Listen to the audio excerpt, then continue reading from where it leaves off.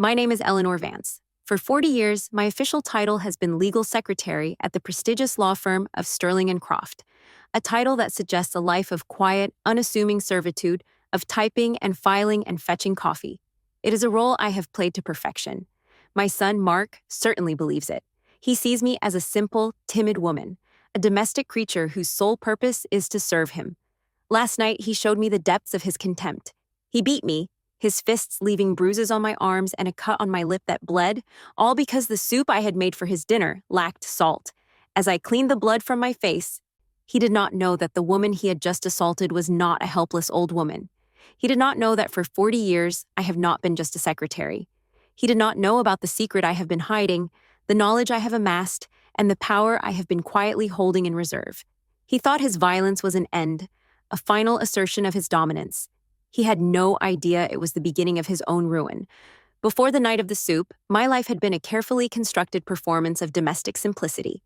My home, a charming two-story house in a quiet, leafy suburb, was my stage. It was the house my late husband, Robert, and I had bought as newlyweds, the place where we had raised our son, Mark, and the sanctuary I had maintained with loving care since Robert's passing a decade ago.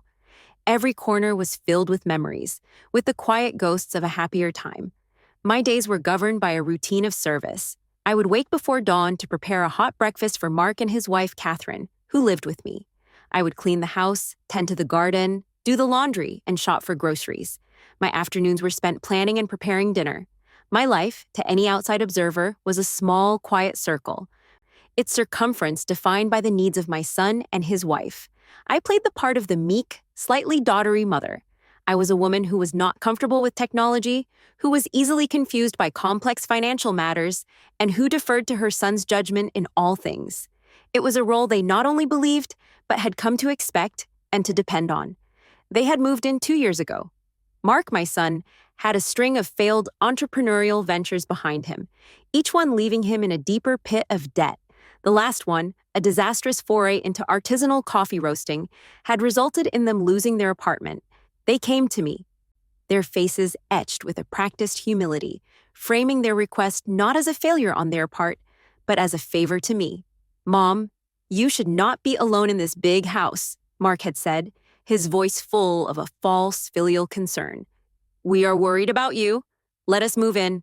We can help with the upkeep, take care of you. It is the least we can do."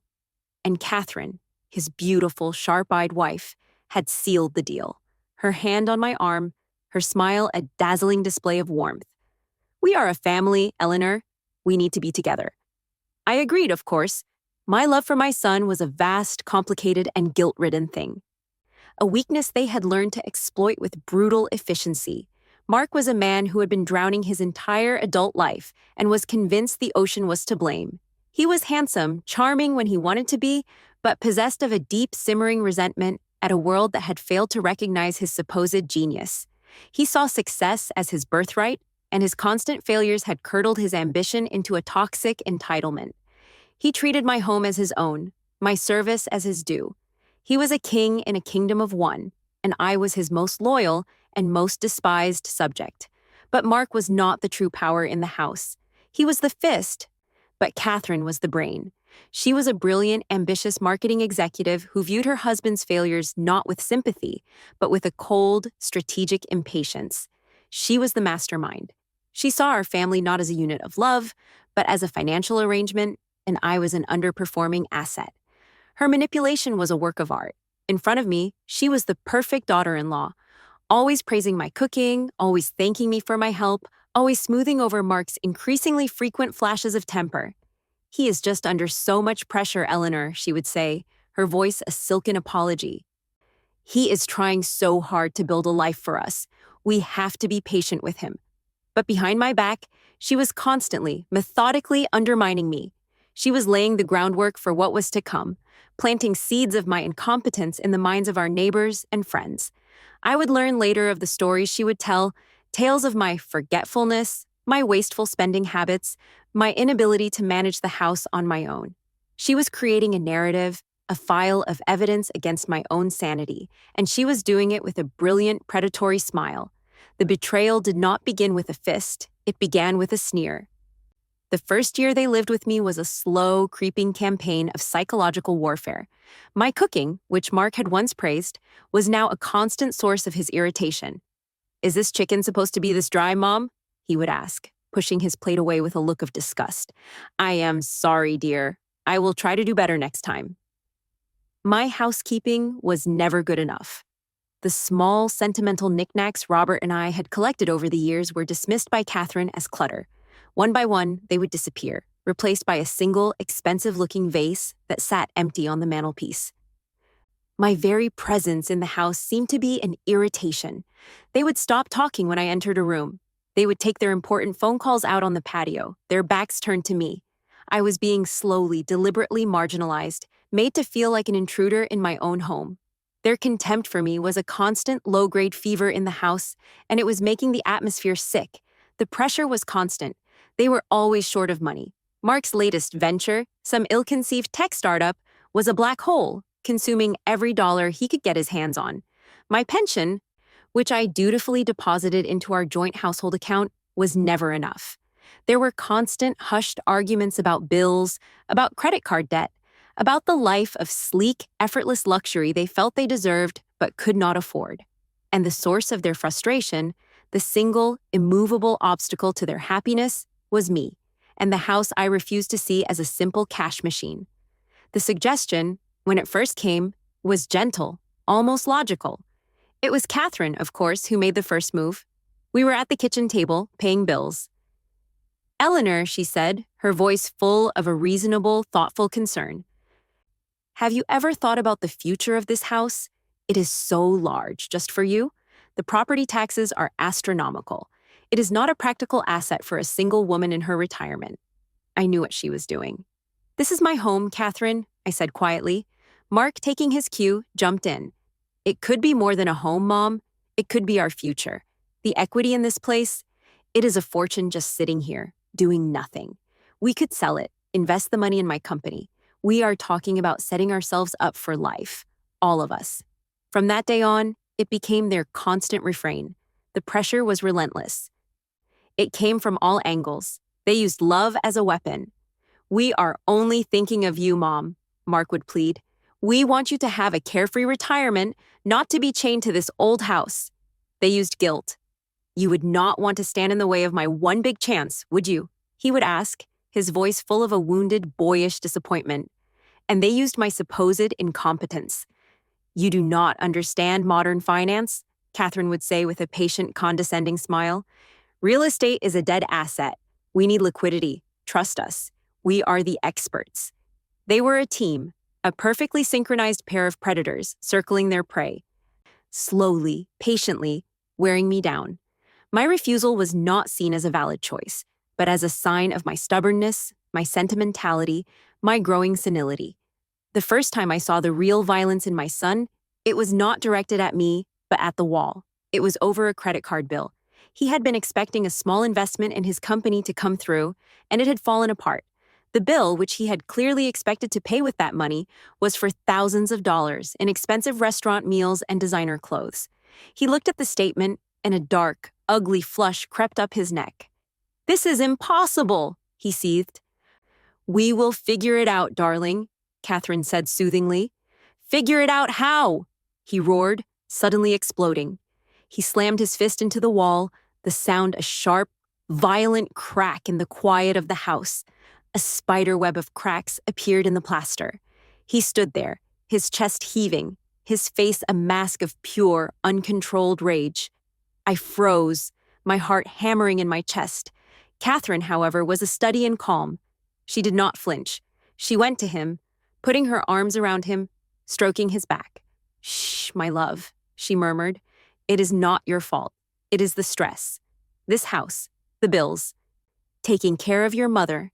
It is all too much." She looked over his shoulder at me, and her eyes were cold and hard. Her message was clear. This was my fault.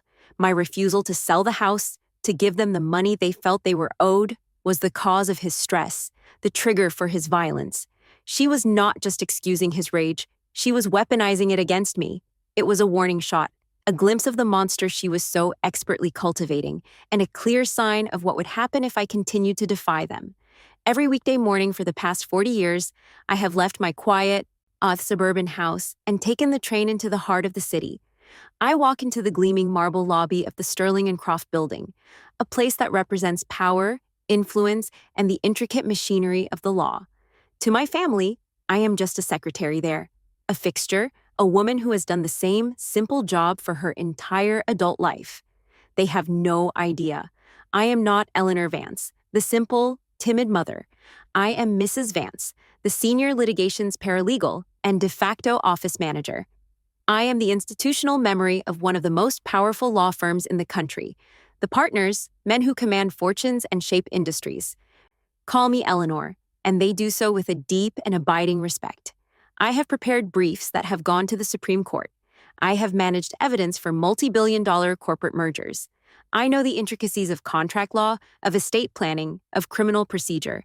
I am not just an employee. I am a trusted insider, and for 40 years I have been smart. On the advice of the firm's founding partner, the late Mr. Sterling, I began investing a small portion of my salary every single month from the day I started. My portfolio has been managed by the best financial minds in the city, the very people Sterling and Croft represents.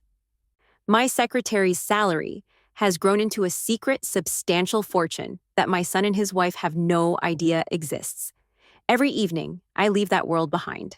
I take the train home, and as I walk up the path to my front door, I put on the mask of the meek, simple woman they expect me to be. Why? The answer is a long and complicated one, a story of a promise I made to a dying husband to always take care of our difficult, volatile son.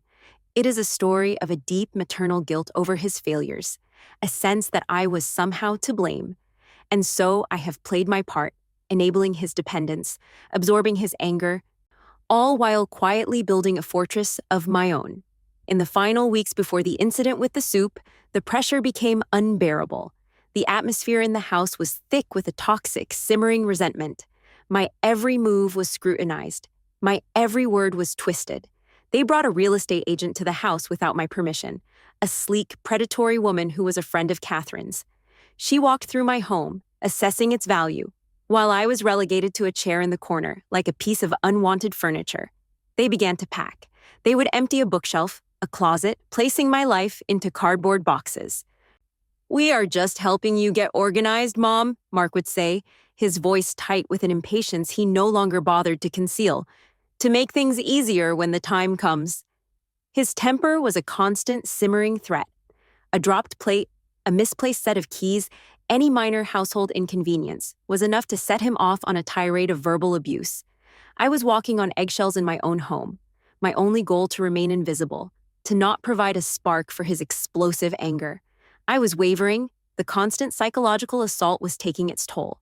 A part of me, a deep, exhausted part, was almost ready to give in, to sign the papers, to sell the house, just to make the torment stop, just to have a moment of peace. I was at my breaking point, a dry, brittle branch, ready to snap under the slightest pressure.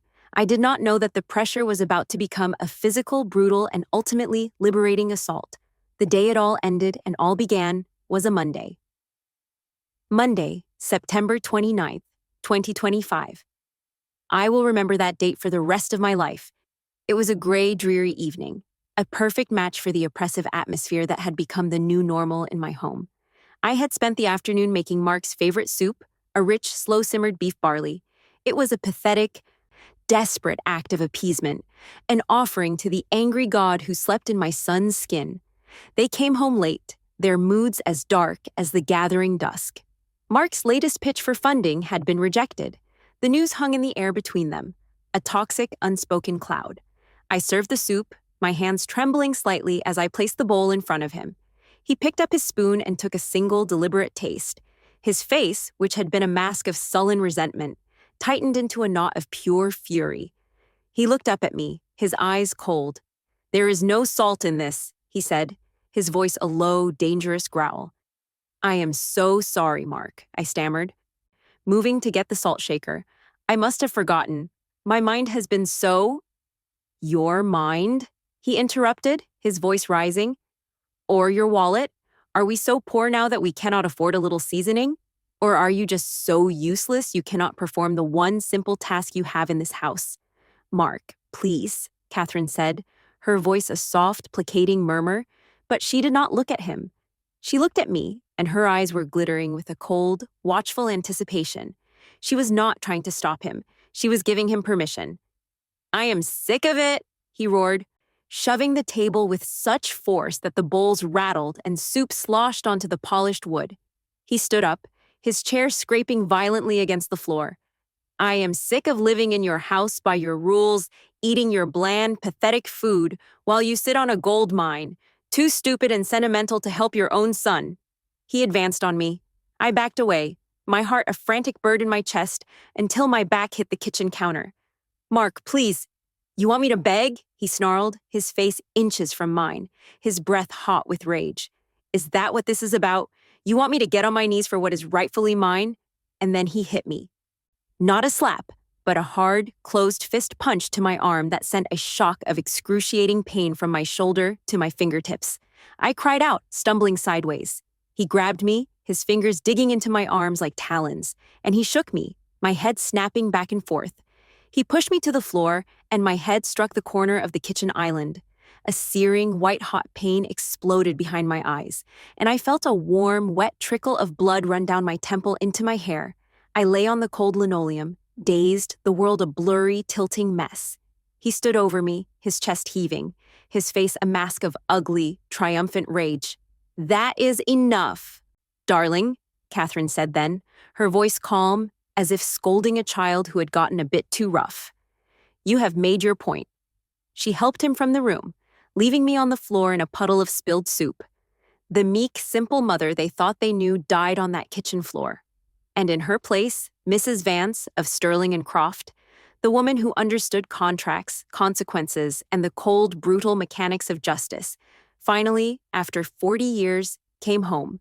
The pain was a clarifying agent. As I slowly, carefully, pulled myself up from the floor, my movements stiff and agonizing, my mind was a sea of absolute chilling calm. I went to the bathroom, and in the harsh light of the vanity, I inspected the damage. A deep, ugly bruise was already purpling on my arm. A cut above my eyebrow, shallow but bleeding freely. A large, tender lump on the back of my head. I was a collection of evidence. I cleaned the cut with the methodical, detached precision of a stranger. There were no tears. The part of me that could weep for my son was gone, cauterized by the heat of his violence. The emotional, maternal wiring had been ripped out, and in its place was the cold, logical circuitry of the law. Catherine came to my room an hour later. She brought an ice pack and a cup of tea. Her face was a perfect mask of sympathy and concern. Eleanor, I am so sorry, she whispered, her voice a masterpiece of sincerity. He did not mean it. He's just under an unimaginable amount of stress. The business, the money.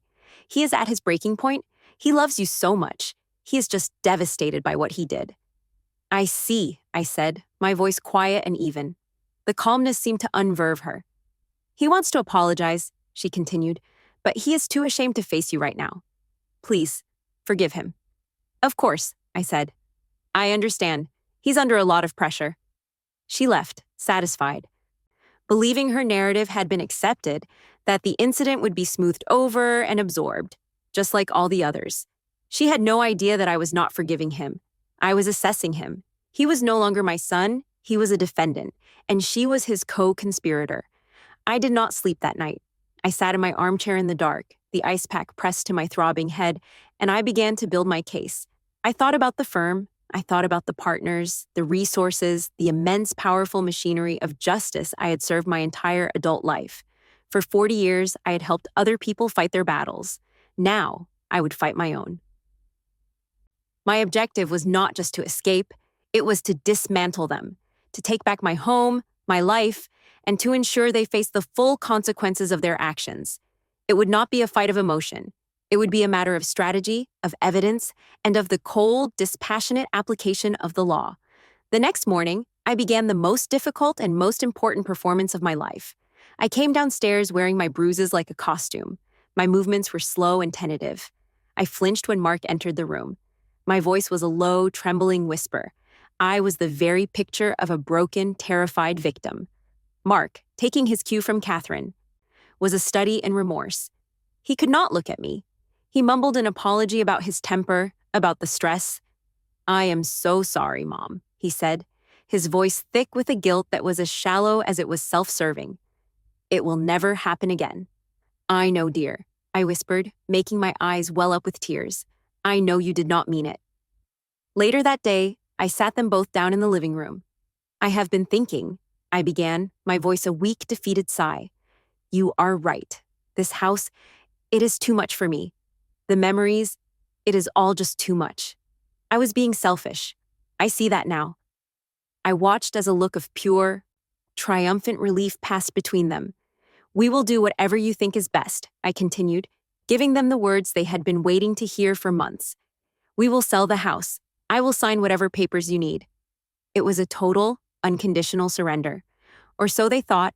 They saw a woman who had been physically and emotionally beaten into submission. They did not see the strategist who was making a calculated tactical retreat to regroup and prepare for a counteroffensive. They were so blinded by their victory, so sure of my defeat, that they did not see the trap I was beginning to lay for them. I knew I could not fight this war alone. I needed the army I had worked with for 4 decades. But getting to them was the problem. Catherine monitored my every move, my every call. I needed a reason, a plausible pretext to leave the house and get to a secure phone. My bruises were my passport. A few days after the assault, I began to complain of dizziness and headaches, classic symptoms of a concussion. "I think I should see Dr. Evans," I said, my voice weak. "He has been my doctor for 30 years. He has all my records." Catherine was reluctant. "I can make an appointment for you with our doctor, Eleanor. He is much closer." "No. Please," I begged, a tear tracing a path down my cheek. "I trust Dr. Evans. Robert, he trusted him too." The appeal to my late husband, a tactic she had used so often against me, was one she could not refuse without looking monstrous. She relented. She drove me to the familiar medical building, but she could not follow me into the examination room. The moment the door was closed, I turned to the doctor, an old and trusted friend. "John," I said, my voice low and urgent, "I am not here for a concussion. I am in terrible trouble. I need to use your private office phone. And I need you to forget this conversation ever happened." He saw the bruise on my cheek, the desperation in my eyes, and he did not ask a single question. He simply led me to his office and closed the door. I dialed a number I knew by heart, the private line of Robert Sterling Jr., the senior managing partner of Sterling and Croft. "Robert," I said when he answered, "this is Eleanor Vance. I need your help. I need the firm's help. I am calling in every favor I am owed for 40 years of service. I need the best you have." There was a moment of shocked silence on the other end of the line, and then his voice, calm and deadly serious. "Tell me everything, Eleanor." The resources of Sterling and Croft, when mobilized, were a swift and formidable force. Robert Sterling put the firm's best forensic accounting team on the case, working discreetly and off the books. I had already, over the years, provided them with the names of Mark's shell companies and Catherine's known business associates, while I continued my performance at home as the compliant, broken mother. A team of brilliant, ruthless accountants began to dig. They worked in the background, a silent, invisible army tracing the digital and paper trails of my son and his wife. The report they produced within a week was a masterpiece of financial devastation. Mark's startup company was a fiction, a shell corporation established for the sole purpose of hiding debt and laundering the money he took from me. But the real discovery was Catherine. For years, she had been systematically embezzling from her own marketing firm, creating fraudulent invoices and paying them to another of her shell companies. She was a high-functioning corporate criminal, and she was on the verge of being discovered. The motive was now crystal clear. They were not just greedy. They were desperate. They needed the massive infusion of cash from the sale of my house, not to fund a new venture, but to cover their existing crimes, to plug the hole in the dam before it burst. They were not just trying to get rich, they were trying to stay out of prison. The knowledge was a cold, hard weapon in my hands. Mr. Sterling and his team were already preparing the legal strategy, a multi-pronged attack that would involve both civil and criminal charges. We had them. Their destruction was a near certainty. And yet, as I sat in the quiet of my room, a new and unexpected battle began to rage. This one entirely within myself. The strategist, the operative, the calm, calculating Mrs. Vance of Sterling and Croft was in complete control. But the mother, the woman who had held Mark as a baby, who had nursed his fevers and celebrated his birthdays, was in agony. I found an old photo album filled with pictures of a smiling, happy little boy with a shock of blonde hair, a boy who loved his parents, a boy who had not yet been poisoned by failure and entitlement. I looked at his innocent face, and my cold resolve began to waver. Could I do it? Could I truly be the instrument of my own son's destruction? To send him to prison, to strip him of everything, to ruin his life completely. The thought was a physical pain, a tearing at the most primal, instinctual part of my being. This was my child, my son. The complicated, unconditional love I had felt for him my entire life was at war with my need for justice and my instinct for survival. For a few dark, terrible hours, I doubted. I questioned if I had the strength to see this through. The pain of the decision was a far deeper wound than the one on my head. But then I thought of the contempt in his eyes as he stood over me on the kitchen floor. I thought of his fist, of the cold, dead look on his face. And I knew, with a heartbreaking certainty, that the boy in the photographs was gone. He had been gone for a very long time. And to continue to protect the monster he had become would be the ultimate betrayal of the memory of that little boy, of my husband, and of myself. I closed the photo album and put it away. The doubt was gone, replaced by a sad, grim, and unbreakable resolve. The war was not just for my house or my money. It was a war for the truth. And it was a war I intended to win. The day after my secret visit to the doctor, the true power of Sterling and Croft began to mobilize on my behalf. Robert Sterling, Jr., a man I had seen grow from a boy in his father's office into a formidable legal titan, treated my situation not as a messy family dispute, but as a high-stakes corporate takeover, with me as the wrongfully besieged CEO. He assembled a small elite team in a secure conference room on the 50th floor, a room with sweeping views of the city I had not entered in years. There was Mr. Sterling himself, representing the full weight and authority of the firm. There was a lead litigator, a sharp, aggressive woman named Ms. Davies, who specialized in complex fraud cases. And there was the head of the firm's forensic accounting department, a quiet, brilliant man named Mr. Chen. I was not treated as a client, but as the central intelligence asset in our own covert operation. "They believe you are broken, Eleanor," Mr. Sterling said, his voice a low, controlled hum of fury. "That is our single greatest advantage. They will be arrogant. They will be sloppy. We need to use that arrogance to build an ironclad, undeniable case." Ms. Davies laid out the strategy. "The financial evidence the accountants have already found is damning," she explained, gesturing to a thick binder. "Catherine's embezzlement, Mark's shell company, we can prove they are criminals. But to prove their specific conspiracy against you, to take your house, to abuse you, we need their own words. We need to get inside the walls of your home." The plan was audacious. They would equip me with a suite of the most advanced, discreet surveillance equipment available. My mission was to go home, continue my performance as a terrified, submissive victim, and gather the irrefutable proof that would not just win a civil case, but would ensure they face serious criminal charges, including felony assault and financial elder abuse. I was no longer just fighting for my home. I was building their prison. Returning to the house that afternoon, I felt a strange and potent mixture of terror and empowerment. I was walking back into the lion's den, but I was no longer unarmed. I leaned into the role of the broken victim, with the focus of a seasoned actor.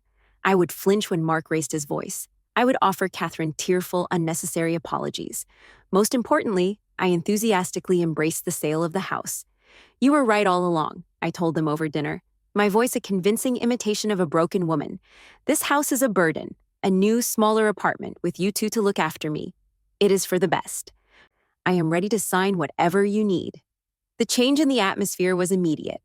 The simmering, toxic tension that had filled the house for months evaporated, replaced by their triumphant, condescending relief.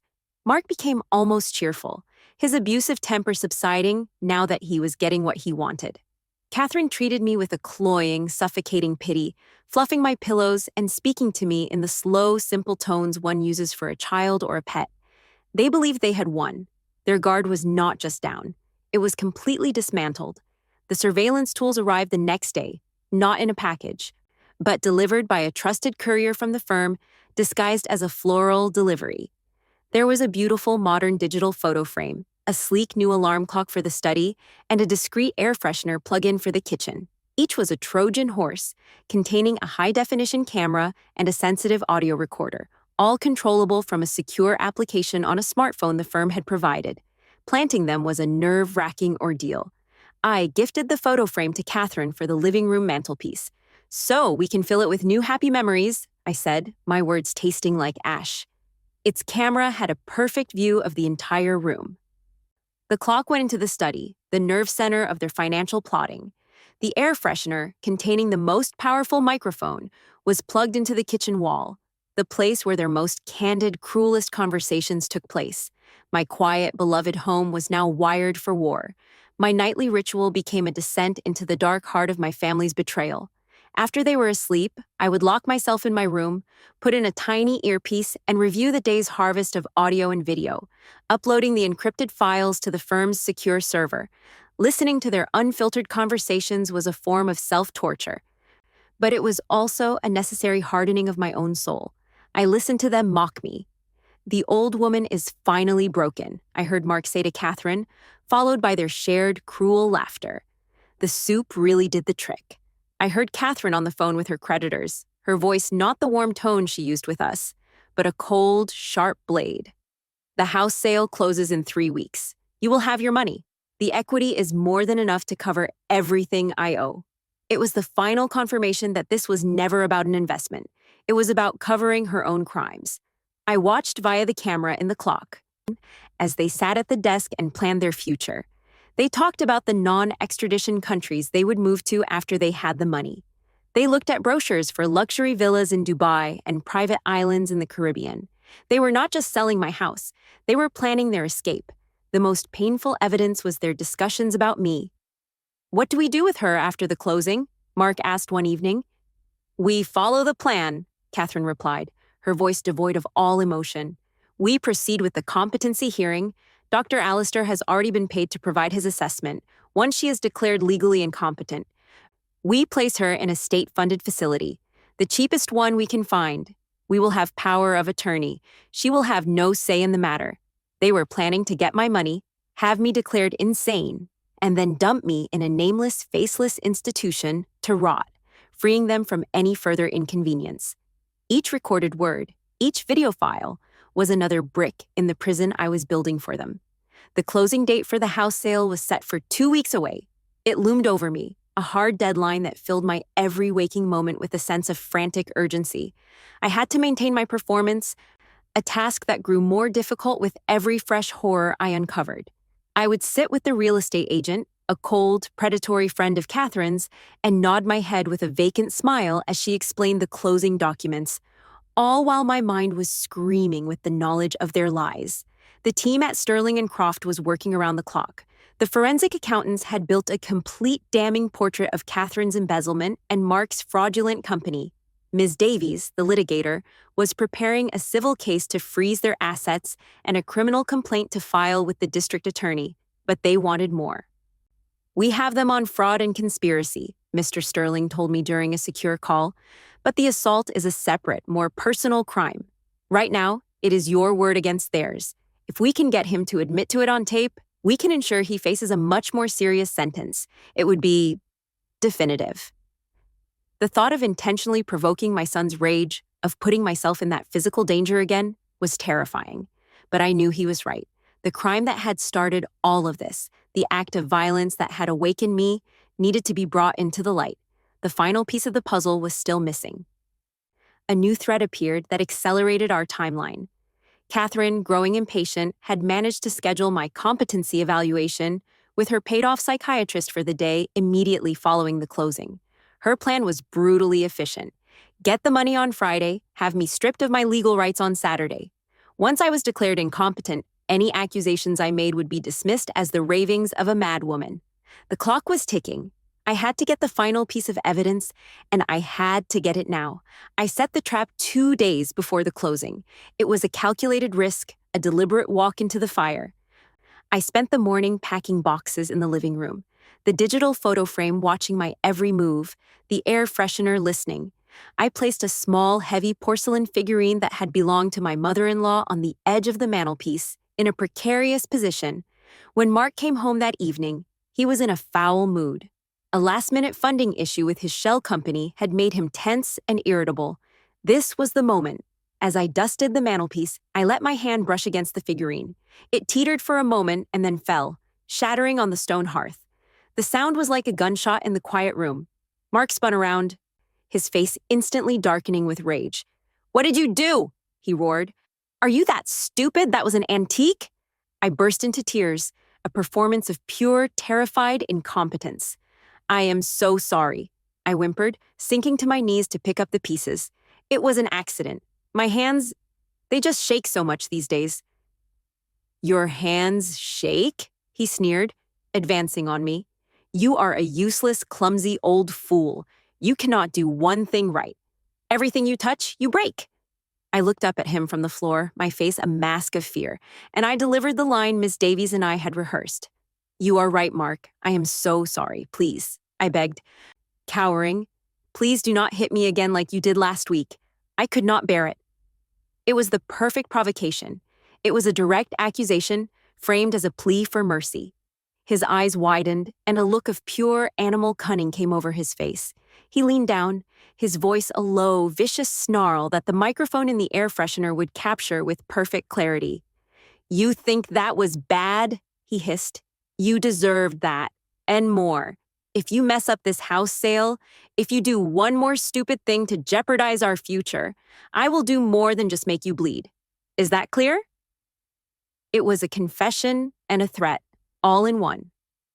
The final, brutal, beautiful piece of evidence. That night, after I uploaded the file, I sent a simple 2-word message to Mr. Sterling from my secure phone. "We have everything." His reply came a minute later. "The district attorney has been notified. The trap will be set for the closing tomorrow." It is time, Eleanor. I sat in the darkness, the house full of my packed-up memories. The long, secret war was over. Tomorrow was the day of the public execution. The morning of the closing was bright and clear, a crisp, beautiful autumn day that was utterly at odds with the grim business at hand. I rose before dawn, a quiet, cold calm having settled deep within me. The fear and turmoil of the past weeks had been distilled into a single, sharp point of focus. Today was the day of the execution. I did not dress in the muted, mournful colors of the defeated woman I had been pretending to be. Instead, I went to the very back of my closet and retrieved a part of my secret life, a costume I had not worn in years. It was a dark, impeccably tailored wool suit, the kind I used to wear when assisting Mr. Sterling in a major trial. It was the armor of Mrs. Vance of Sterling and Croft. Putting it on, I felt a profound shift within myself. I was no longer a victim. I was an officer of the court, on my way to deliver a verdict. The car ride to the downtown law office was a surreal journey. Mark and Catherine were giddy, electric with the thrill of their impending victory. They chattered about their plans, about the finality of it all, their voices a low, triumphant hum. "Can you believe it is finally happening?" Catherine said, squeezing Mark's hand. "By this afternoon, all our problems will be solved. We can finally begin our real life." "You deserve it," Mark said, his voice full of adoration for her and a casual cruelty for me. "You have been so patient with all of this." He glanced at me in the rearview mirror, a small, condescending smile on his face. "Mom is even dressed up for the occasion. Look at you, turning over a new leaf." "Something like that, dear," I said, my voice quiet and even. They mistook my calm for surrender. They mistook my dignity for dementia. They were driving to what they believed was their coronation, utterly unaware that they were, in fact, being chauffeured to their own arraignment.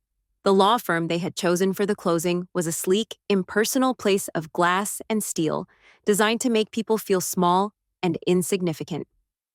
We were ushered into a large, sterile conference room on the 30th floor with a commanding view of the city. The closing attorney, a man with a plastic smile named Mr. Fields, was there, along with 2 people introduced as representatives for the buyer, a nameless, faceless corporation. The documents were already laid out on the vast, polished table, a thick stack of papers that represented the legal dismemberment of my life. The air was thick with a false professional cheerfulness. I played my role one final time, but with a subtle, unnerving twist. I was not the confused, weepy woman they expected. I was quiet, dignified, and unnervingly attentive. I read each page Mr. Fields presented, my eyes scanning the text with a focus that began to make Catherine shift uncomfortably in her seat. "Mom, you do not need to read all that," Mark said, his voice tight with impatience. "Catherine and I have been over it. It is all standard." "Humor me, Mark," I said, not looking up from the page. "After 40 years of working for a law firm, some habits are hard to break." A flicker of annoyance, and perhaps the first tiny seed of doubt, crossed Catherine's face. The closing proceeded, page by page, signature by signature on minor procedural documents. Finally, Mr. Seach. Fields slid the final, most important document across the table. It was the deed, the instrument that would transfer the ownership of my home, my past, and my future into their hands. "If you will just sign here, Mrs. Vance," he said, pointing to the line at the bottom, "and the transaction will be complete." This was the moment. I picked up the pen, I uncapped it. I held it over the signature line, so close the nib almost touched the paper. They leaned forward, their bodies tense with anticipation. And then, with a slow, deliberate movement, I set the pen down. "I am afraid I cannot sign this," I said, my voice ringing with a calm, clear authority that made them both flinch as if struck. "What?" Mark sputtered, his face flushing with anger. "Mom, what are you doing? We are all here. Do not start this now." "This is just last-minute nerves," Catherine said, her voice a tight, strained imitation of her usual soothing tone. "Eleanor, it is okay. We are all here for you." "I am sure you are," I said, turning my gaze to her. The mask of the meek mother fell away completely. "But before we proceed, I believe we need to discuss the destination of the proceeds from this sale, specifically the accounts belonging to your employer, the Kensington Marketing Group." The color drained from Catherine's face. "I do not know what you are talking about," she whispered. "Oh, I think you do," I continued, my voice as sharp and precise as a scalpel. "I believe their forensic accounting department is still trying to locate the $6 million you have been systematically embezzling from their client accounts over the past 3 years. A rather large, untidy sum. I imagine the 97% of the proceeds from my house sale that you have directed to your offshore shell company in the Caymans was intended to plug that hole just before their annual audit next month. The past secret, the one that had fueled her desperation, was no longer a secret. It was a fact, laid bare on the polished conference room table. "You are insane," she hissed, her eyes darting around the room, looking for an escape. "You are a senile old woman making up vicious lies." "Am I?" I asked. "Then perhaps you can explain these." From the simple, elegant briefcase I had placed on the floor beside me, I retrieved a small digital audio player. I placed it on the table. "Let us start with your conversation from last Tuesday," I said, my eyes fixed on Mark, "the one where you so eloquently threatened to do more than just make me bleed." I pressed the play button.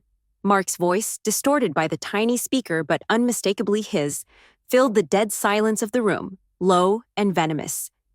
"You deserve worse than what you got for the soup. If you mess up this house sale, I will do more than just make you bleed. Is that clear?" Mark stared at the device as if it were a snake, his face a mask of pure, horrified disbelief. He looked at me, truly seeing me for the first time, not as his mother, but as an opponent who had just delivered a fatal blow. "And Catherine," I said, turning to her, "your planning was meticulous, but your conversations were so careless." I pressed another button. Catherine's voice, cold and clinical, filled the room, a recording from the air freshener in the kitchen. "We proceed with the competency hearing. Dr. Allister has already been paid.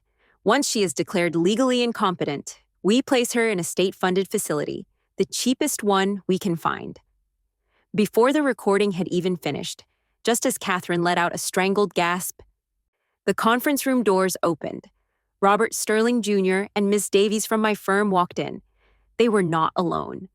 2 quiet, grim-faced detectives followed them. "It is over, Catherine," Mr. Sterling said, his voice calm and final. The sight of the detectives was the final, definitive end.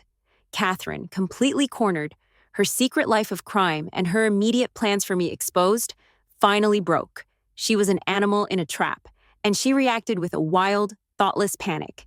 She did not scream. She did not cry. She lunged. With a raw, guttural snarl, she threw herself across the table, not at me, but at the pile of signed documents and the audio player, her hands clawing, desperate to destroy the evidence, to shred the proof of her crimes. Mark, jolted out of his shocked stupor by a primal instinct to help her, did the same.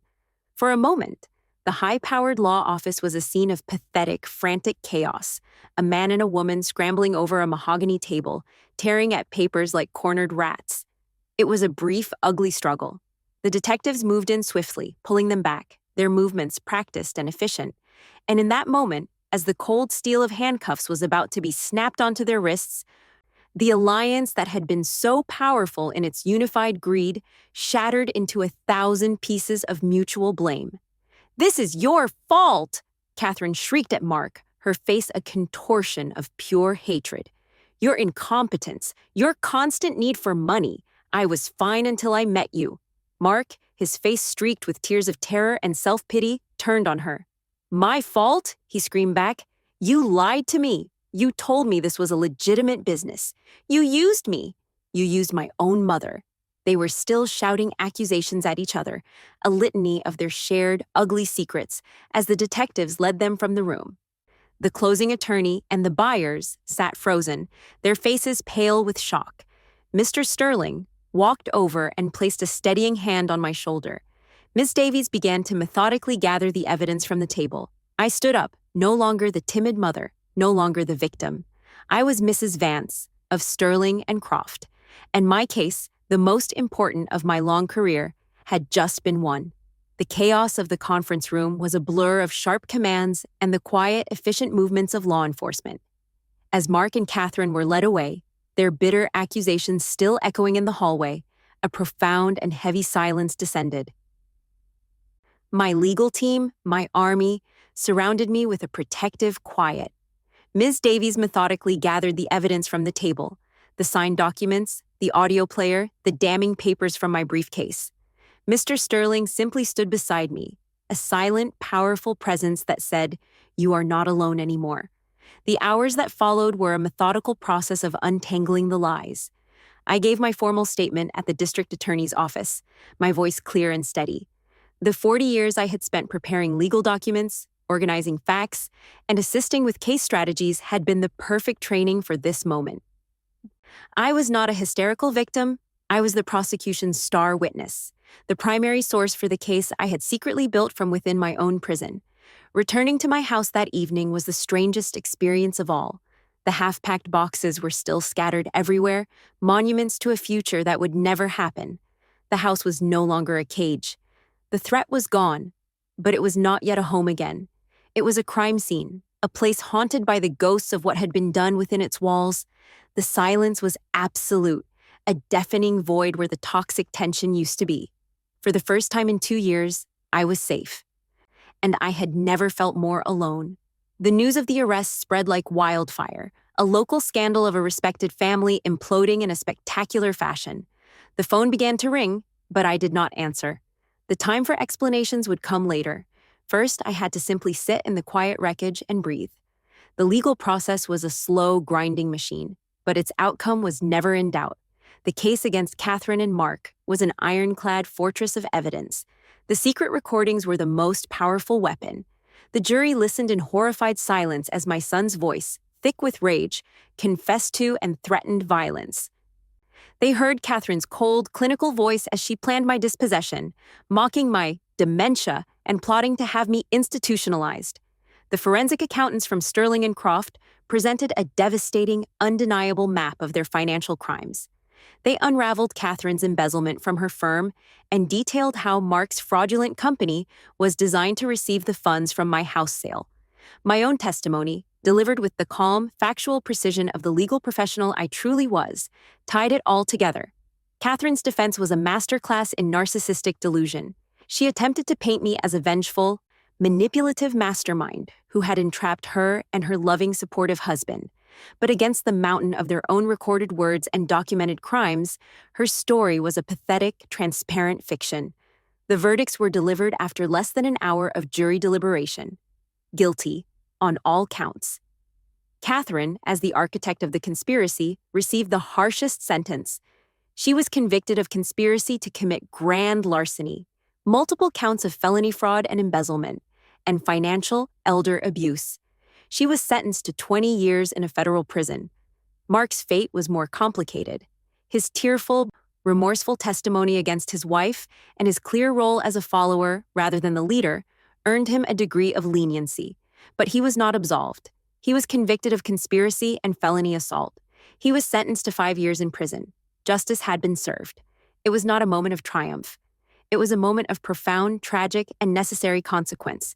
My relationship with my son was the great unresolved casualty of the war.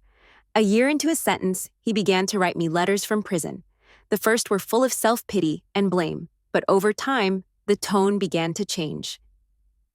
Stripped of Catherine's influence and the arrogance that had been his shield, he was forced to confront the man he had become. His letters slowly, painfully, evolved into a genuine accounting of his own failures. He wrote of his shame, of the weakness he had allowed to curdle into cruelty, of the profound betrayal of my love and trust. He did not ask for my forgiveness. He simply, finally, confessed his sins. The first time I visited him in the low-security prison, he looked older, smaller. The entitled, angry man was gone, replaced by someone quiet, humbled, and haunted. "Mom," he said, his voice thick with a shame that was real and deep. "There is nothing I can say that can ever fix what I did. I know that. I want you to know that I'm sorry, not just for what I did, but for who I was." I looked at my son, the child I had raised, the man who had hurt me so deeply, and I had to make a choice. The old, unconditional, all-forgiving mother's love was gone forever. It had been beaten out of me on the kitchen floor. But what was left? "The love a mother has for her child is a powerful thing, Mark," I told him, my voice quiet but firm. "But it is not a shield for your choices. It is not a get-out-of-jail-free card for your soul. You are a grown man. You made your choices. You are serving your time. The only thing that matters now is the man you choose to become when you get out. Forgiveness is not a word. It is a life. You have to live it." It was not absolution. It was a new contract, a new set of terms. Our relationship could only be rebuilt on a foundation of his accountability and my earned respect. In the years that Mark was away, I began the slow, quiet work of reclaiming my own life. My first act of defiance was to fire the contractors who were supposed to pack up my house. I took the "for sale" sign from my lawn, broke it over my knee, and threw it in the trash. This house was not a tainted crime scene. It was my home. And I was staying. I renovated it, not to erase the bad memories, but to overlay them with new, better ones. I painted the walls in bright, warm colors. I filled the rooms with art and music. The garden, which had been neglected, became my passion. I reclaimed my sanctuary. My secret life and my home life, once two separate, conflicting worlds, finally merged. My colleagues from the firm, who now knew the whole story, became my closest friends. Robert Sterling Jr. would come for dinner, and we would sit on the patio, talking about law and life. I, Eleanor Vance, the quiet legal secretary, was finally known for who I truly was, a sharp, resilient, and powerful woman. I took the secret fortune I had so carefully amassed and put it to work. I established a charitable foundation in my late husband's name, one that provides pro bono legal services for victims of domestic financial abuse. I had been through the fire, and now I could guide others through the smoke. The work gave me a new, profound sense of purpose. I was no longer just a survivor. I was a protector. Today is September 29th. It is a beautiful, clear autumn day. 5 years have passed since the night of the soup, the night my old life ended and this new one began. The house is quiet, filled with the scent of baking bread and the soft sound of a classical station on the radio. Mark was released from prison 6 months ago. He lives in a small apartment across town and works a steady, humble job. He is rebuilding his life, piece by piece. He's coming for dinner tonight. Our relationship is a quiet, careful thing, a delicate, slow-growing plant. But it is real. It is honest.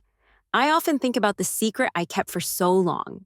For decades, I had made myself smaller, quieter, simpler than I truly was.